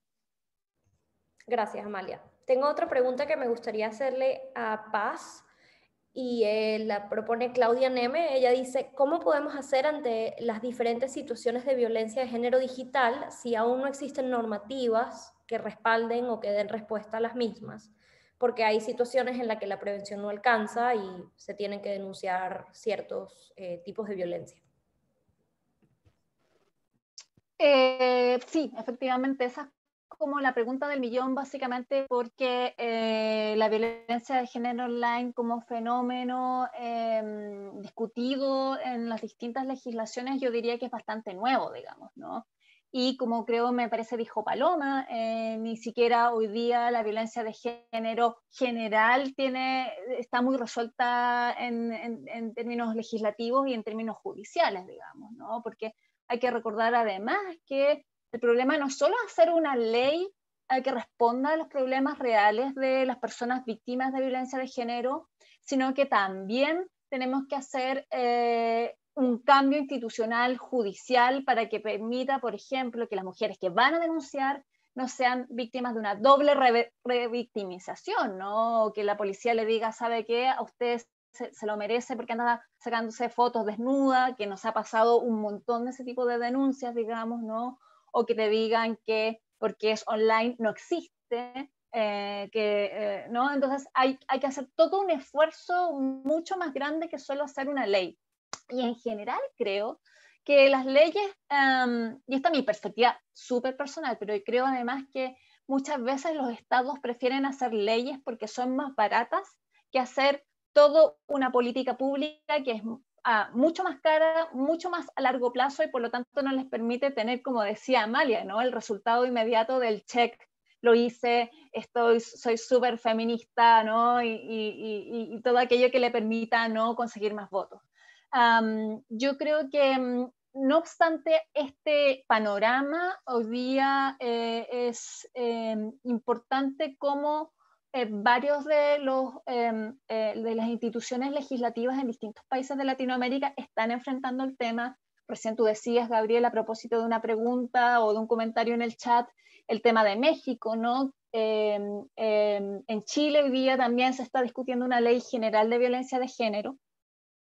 Y en distintos países esta es la tendencia. Probablemente en algunos años más vamos a tener más legislaciones. Lo importante, creo yo, y acá Paloma probablemente y Amalia probablemente tienen mucho que decir, porque además son abogadas y yo no, es que a mí me preocupa mucho el tema de las legislaciones de violencia de género, porque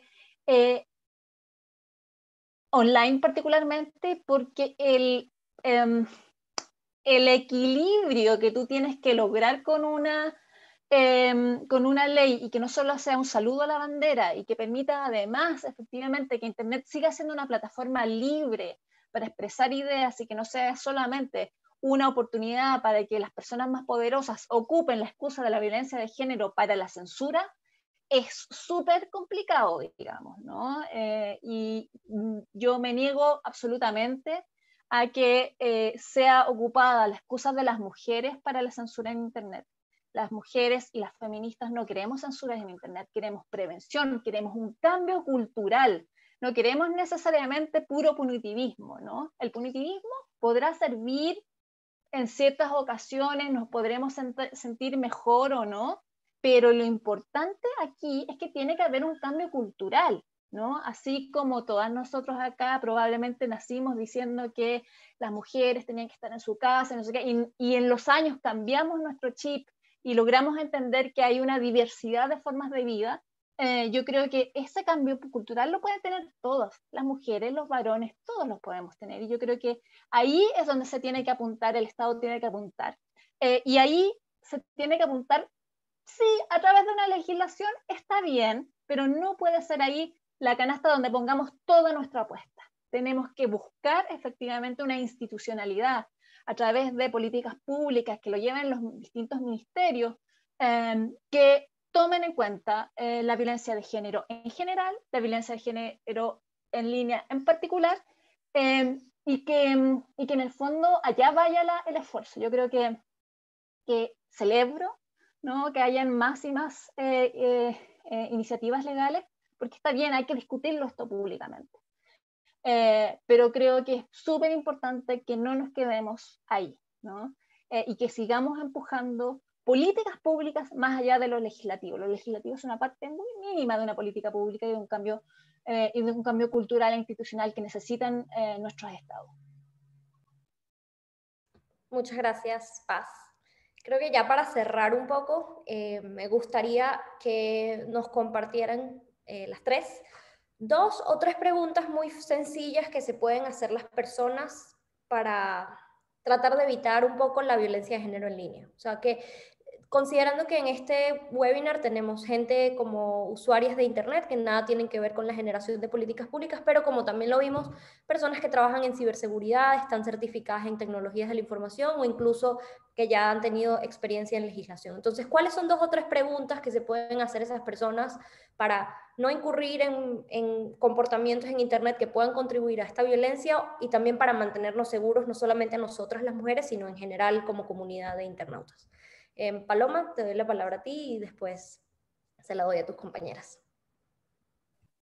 Gracias, Gabriela. Bueno, a ver, creo que es un poco difícil decir qué preguntas se tiene que preguntar a una persona. Creo que cuando hablamos de violencia lo sentimos directamente cuando nos está empezando a afectar. O sea, cómo yo identifico que estoy siendo víctima de violencia en líneas generales, independientemente así se ocasionó en un espacio fuera o dentro de línea. O sea, creo que sí apunta más a lo que comentaban las chicas, que es esta tipología que generó APC con luchadoras, que son al menos 13 tipos de violencia que se pueden ver que son realmente especificadas dentro de los entornos digitales, pero que van más allá. Por ejemplo, cuando hablamos de acoso online, evidentemente la práctica de acoso es una cuestión que se inicia previo a que exista un entorno digital donde hacerlo. O sea, el entorno digital se vuelve un medio para ejercer una violencia ya preestablecida. O sea, si atacamos solamente a los síntomas, nunca vamos a llegar a erradicar la enfermedad. Y la enfermedad es el machismo y el patriarcado que existe, que da lugar a origen. Entonces, por eso siempre hablamos de que, por ejemplo, dentro de la campaña que lideramos en TEDIC de la violencia digital es real. ¿Por qué decimos que es real? Porque viene del mismo lugar, o sea, tiene la misma causa y tiene los mismos efectos. La única diferencia es el medio. O sea, eso es lo que es muy importante entender. Entonces, ¿cómo saber? Bueno, les invito a que vean la página de TEDIC, que justamente es violenciadigital.tedic.org, lo puedo poner también en el chat. Ahí, por ejemplo, hacemos un desglose, bueno, que es lo mismo de estas tipologías, que también lo pueden encontrar en luchadoras, también lo pueden encontrar en APC, que son los 13 tipos de violencia que hasta ahora en general las organizaciones hemos estado de acuerdo. Evidentemente esto no es una lista cerrada en el sentido de que pueden surgir otras, pero sí hay que entenderlo dentro de este contexto social. Como mencionaba Paz también, no es una cuestión solamente de que con legislación lo vamos a solucionar, tiene que ver justamente con cuestiones culturales. Entonces también sumando a lo que decía Amalia de la necesidad de la alfabetización, no solamente en poder usar Internet, sino en cómo utilizamos Internet y qué herramientas podemos realmente tener para generar ambientes empoderantes o para tomar este espacio de Internet o de la tecnología como un espacio que dé lugar a garantía y no garantía de derechos y no realmente no violación de derechos. También tener en cuenta que estas enseñanzas también deben darse, por ejemplo, en instituciones públicas, por ejemplo, específicamente en operadores judiciales. O sea, a mí me gustaría decir un poco que justamente en lo que hablaba Amalia, que claramente la responsabilidad no es la misma y evidentemente la responsabilidad mayor la tiene el Estado, y en este sentido también los operadores judiciales, quienes deben garantizar que se cumplan los derechos, deben necesariamente empezar a tener una capacitación urgentemente en estos hechos, no solamente una capacitación como forma de tener más conocimiento en sus profesiones, sino como una forma de poder acceder a lugares de poder, o sea, como un requisito, así como también hablamos de que hay que tener violencia de género dentro de los operadores judiciales, una capacitación, un concepto, nociones que den lugar a cómo luego se va a fallar en el Poder Judicial. Es necesario que se tomen en cuenta también estas desigualdades que están ocurriendo específicamente en entornos digitales para que luego puedan ser tratadas correctamente dentro de, para el acceso a la justicia. En ese sentido, también mencionar que organizaciones como Hiperderecho o Luchadoras o TEDIC también venimos exponiendo mucho sobre no solamente el tema de identificar la violencia de género en línea, como te mencionaba, las tipologías, pero una vez que las identificamos, ¿qué hacemos con eso? ¿Cómo acudimos al Poder Judicial? Entonces creo que es importante mencionar que, así como decía Paz, si bien la legislación no es suficiente, hay casos donde ni siquiera hay legislación y hay otros casos donde existe legislación, pero no hay una política pública que acompañe, entonces las víctimas no pueden tomar una decisión sobre esto. Por ejemplo, me gustaría mencionar el caso de difusión de imagen no consentida, donde en Paraguay está tipificado en distintos lugares. Tenés en la ley 577 de protección integral contra la mujer, también tenés en el Código Penal, también tenés como una forma de pedir un recurso constitucional y también tenés como base para pedir una indemnización en la vía civil. Pero ¿quién tiene, y esto tiene distintas consecuencias según ejercemos tal o cual acción, pero quien debe decidir eso es la víctima? ¿Cuál opción quiero? Si yo quiero que la persona que me está haciendo esto sufra un proceso penal y una potencial sanción, o si quiero un resarcimiento por el daño sufrido, o si quiero que inmediatamente se baje la foto o el video. Pero para yo poder tomar esa decisión necesito tener la información. Entonces, si bien hay canales, no hay una política pública que acompañe a decirte estas son tus opciones para que luego vos las puedas decidir. Y luego, a su vez, me gustaría mencionar también que qué pasa una vez que accedemos a la justicia. Luego que pasamos todos estos obstáculos judiciales, como no saber ni cuál acción puedes usar, no saber cuál legislación te está amparando, no saber qué herramientas jurídicas tenés a tu alcance ni dónde acudir. Una vez que ya pasamos estos grandes obstáculos, una vez que estamos ahí, es cómo juzga la justicia este tipo de hechos. ¿Cómo juzga la justicia en general los tipos de violencia de género? En general, los juzga totalmente sin ningún tipo de perspectiva, de hecho, generando mayor violación de la primera o reforzando la violación de la primera violación ya denunciada. En este caso, solamente en el último minuto que me queda, quisiera referirme al caso de Belén Whittinslon, que es un caso que no quiero dejar de mencionar, es un caso que estamos llevando adelante desde TEDIC y Concejil, que trata justamente de la violencia de género en línea hacia una mujer en Paraguay que empezó denunciando una situación de violencia de género, especialmente mediante acoso digital por parte de un profesor, y que a su vez ostenta un cargo político muy importante en el Estado, como es en el momento ostentaba el cargo dentro del Consejo de la Magistratura de Magistrados y el Jurado de Enjuiciamiento de Magistrados, lo cual implica que puede decidir quiénes son fiscales y jueces y a su vez removerlos. Esta misma persona fue denunciada por una joven que primeramente se desestimó totalmente la denuncia, fue revictimizada en todas las sedes penales, así como mencionaba Paz, decirle, bueno, pero ocurrió en un ambiente digital, ¿por qué te estabas quejando sobre esto? La persona no te tocó, no te violó, esos fueron los argumentos que dijo la fiscalía. Luego negó la pericia del teléfono, o sea que ella, la única prueba del acoso que tenía, porque estaba ocurriendo todo vía WhatsApp, no pudo producirla directamente porque se le negó la posibilidad, se le negó el derecho. Y posteriormente a eso, fue perseguida judicialmente en dos causas, en una imputación por un lado, donde a su vez se declaró su rebeldía y orden de captura nacional, y por otro lado en una demanda por parte de la persona que ha sido denunciada, que es Cristian Kriskovich, por la suma de $450,000 por daño a la imagen, por el hecho de haber denunciado y el hecho de que grupos feministas hayan tomado esta denuncia y la hayan visibilizado en diferentes manifestaciones. Entonces, esta persona que empezó siendo denunciante de acoso terminó siendo solicitante de refugio en Uruguay tras haber sido perseguida judicialmente. Entonces hay que tener en cuenta que primeramente no hay herramientas por parte de los operadores judiciales y a su vez hay que considerar en el contexto que nos encontramos y a quiénes denunciamos y cómo eso luego puede servir de ejemplo o mal ejemplo para otras personas que no quieran denunciar por haber visto que esta persona habrá pasado por todas estas cuestiones. Entonces esto impacta también socialmente. Y sé que ya me excedí un poco del tiempo, pero realmente no quería dejar de mencionar ese caso y también les invito a seguir este caso que lo estamos llevando a instancias internacionales dentro de la página que ya mencioné.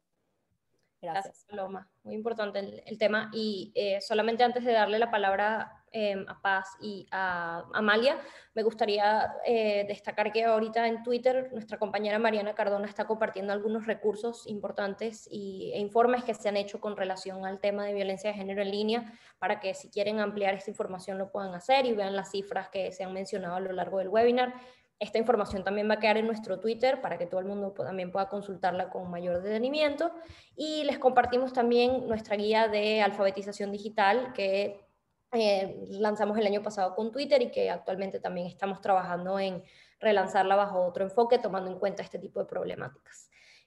Dicho esto, Paz, Amalia, si nos pudieran compartir sus conclusiones para así dar cierre al webinar con respecto a la pregunta que hice. Paz, si quieres.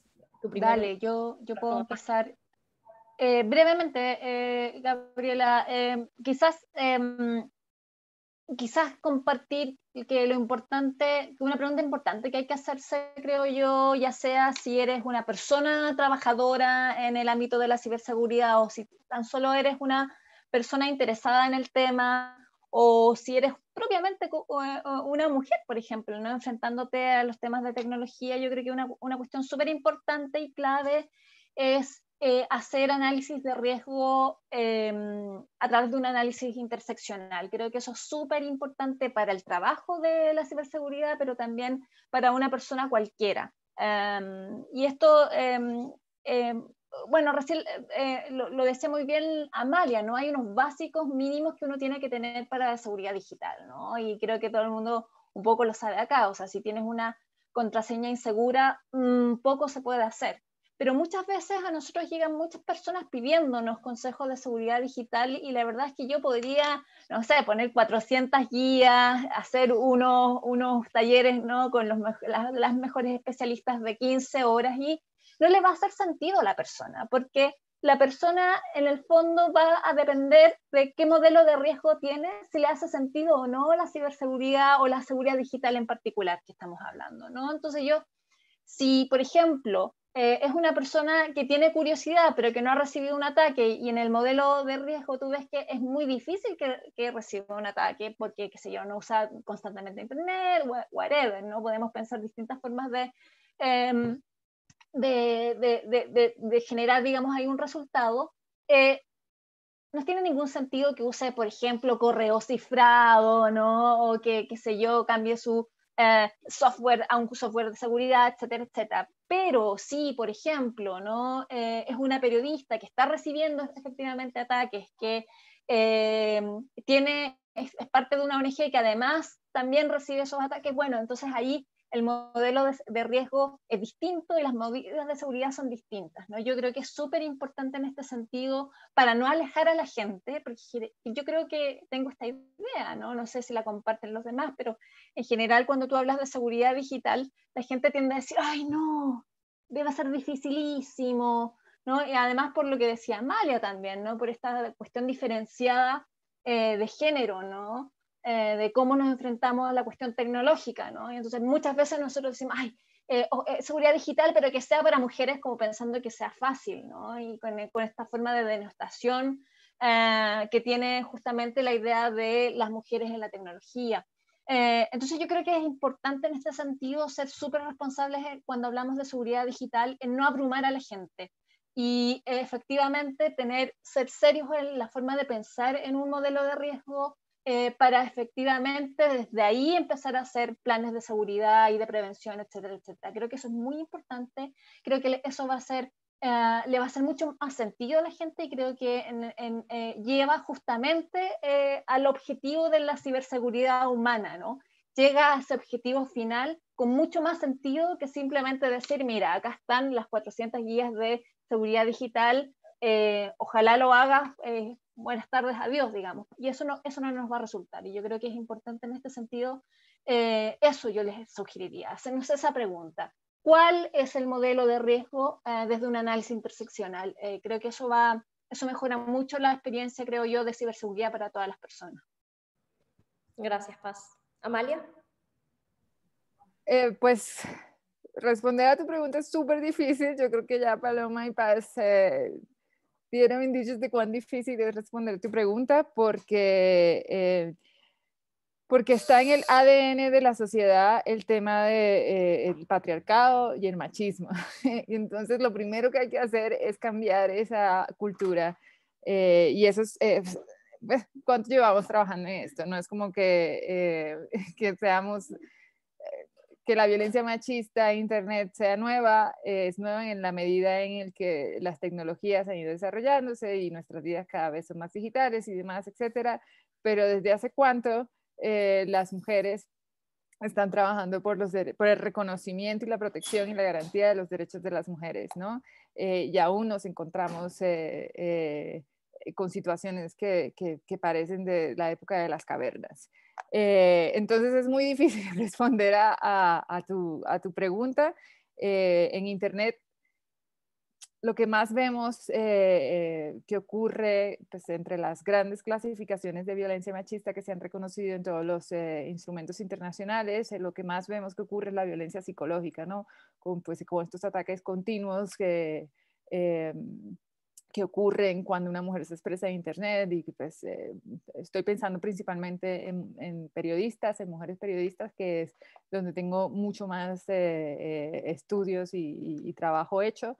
Y es la carga psicológica bueno, he dicho algo mal, o sea, soy una tonta, no soy capaz ni siquiera de transmitir un mensaje claro, ¿se me entiende? ¿No? Es esta carga completamente que cargamos, que tenemos de toda esa violencia que nos llega por simplemente compartir una opinión, ¿no? Y la opinión puede tener todos los elementos para yo no estar de acuerdo, pero no entiendo muchas veces la reacción visceral que ocasiona, ¿no? Entonces a veces, y sobre todo que las mujeres lo que nos sucede es que la respuesta es a nuestra apariencia física, a nuestra incapacidad intelectual, a nuestras relaciones personales o familiares, o lo típico, nos objetivizan, ¿no? Nos cosifican y somos nada más que un objeto sexual. Y ni siquiera están mirando el argumento, ¿no? Entonces, una pregunta quizás es como, ¿nos dirigimos a la persona o al argumento, ¿no? Es una forma de verlo. Pero esto también puede llevar fácilmente una línea muy fina entre estar atacando o contraviniendo el argumento y hacer un mansplaining. La línea es muy fina. Casi que me atrevo a decir que en el chat ha habido 2 o 3 mansplaining desde mi punto de vista. Porque pues no estás realmente aportando más allá, sino estás criticando a alguien porque la ves incapaz de saber más. Por eso creo que algunos de los comentarios que sí hemos visto en el chat y en las preguntas y respuestas tienen un toque de mansplaining ahí que no podía faltar, obviamente. Y eso pues es muy difícil pensar en esas preguntas porque estas líneas son muy finas, porque la sociedad es machista, porque es lo que hemos aprendido.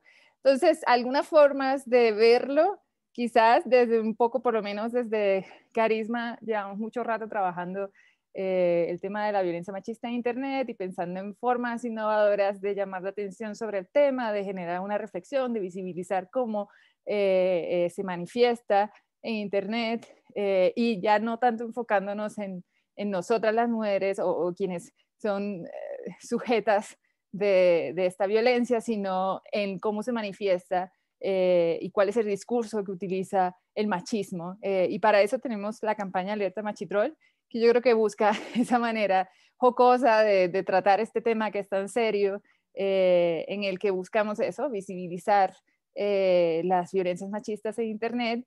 Y pues para estos 16 días de activismo, que termina mañana, lanzamos un cuestionario que puede servir de las preguntas que deben de hacerse para saber si son machitroles o no en Internet. Tenemos el machitrómetro. Los invitamos y las invitamos a que conozcan la campaña Alerta Machitrol. Es carisma.org.co/alerta machitrol. Ahí van a encontrar la plataforma, conocer de qué trata, reírse un poco y pueden hacer este machitrómetro para identificar cuán machitroles son en una escala de nivel nirvana, que es el que quisiéramos realmente que tuviesen todas las personas, nivel nirvana, hasta el machitrol incurable. Bueno, muchísimas gracias, Paloma, Amalia, Paz, por sus intervenciones tan importantes. Me parece que fue un debate súper interesante, en mi opinión, muy personal. Pero sin duda esperamos con este webinar y con las iniciativas de género que estamos teniendo desde el programa de ciberseguridad del CICTE, que podamos continuar este tipo de conversaciones, que se genere el debate de forma amigable, respetuosa y que siempre contemos con las diferentes perspectivas que tanto la sociedad civil y sus organizaciones como los diferentes gobiernos que conforman la OEA y que también trabajan por incorporar un poco más de esta perspectiva a su legislación actual de ciberseguridad, pueda continuar a lo largo de los años y que poco a poco se visibilice más la violencia, pero sobre todo que se minimice, no solo en espacios en línea, sino en general. De mi parte les agradezco una vez más a ustedes por su participación y también a las personas que están presentes y que se quedaron hasta el final del webinar, para las cuales tenemos un pequeño poll para conocer acerca de sus perspectivas una vez terminado este debate. Así que, Mariana, si me puedes lanzar el poll, te agradecería mucho, solamente para conocer sus perspectivas. Y nosotros desde la OEA vamos a compartir, como ya les mencioné anteriormente, algunos de los estudios que se han hecho sobre estos temas para que podamos continuar la alfabetización, el debate y sobre todo la educación en estos temas. No duden en contactarnos y de nuevo esperamos contar con TEDIC, con Carisma y contigo, Paz, para próximos eventos de ciberseguridad y género. Muchísimas gracias. Gracias. Muchas gracias.